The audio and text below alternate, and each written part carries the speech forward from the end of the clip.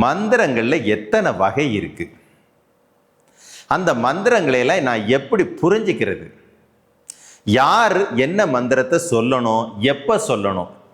இந்த மந்திரத்துக்கு கூட வேற எதையாவது சேர்த்து சொன்னா பலன் வேகமா கிடைக்குமா, விரைவா கிடைக்குமா, நிச்சயமா கிடைக்குமா? ஒரு மந்திரத்துக்கு கூட எந்த முத்திரையை சேர்க்கலாம், எப்ப செய்யலாம்?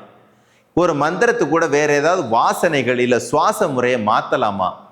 மந்திரத்தை உங்க வாழ்க்கையில மேஜிக் நடக்கும்படியா அதை பயன்படுத்த தந்திரங்களோட சேர்த்து பண்ணினீங்கன்னா நீங்க நினைச்சு பார்க்க முடியாத ஆச்சரியங்களை பார்ப்பீங்க. எல்லாரும் 108 1008 1008 சொல்லணும் மந்திரத்தைன்னு சொல்லித்தான் கேள்விப்பட்டிருப்பீங்க.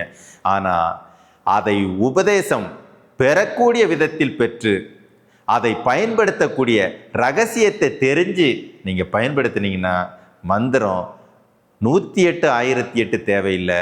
ஒவ்வொரு நாளும் ஆச்சரியத்தை கொடுக்கக்கூடிய வகையில் அதை மாத்திர முடியும். அப்படி ஒரு அதிசயம் உங்களுக்கு நடக்கணும்னு நினைச்சீங்கன்னா, அப்படி ஒரு அற்புதத்தை நீங்க தெரிஞ்சுக்கணும்னு நினைச்சீங்கன்னா, நம்ம சபையினுடைய ஒரு நாள் உபதேசம் மந்திர சாதனா பயன்படுத்தி பாருங்க.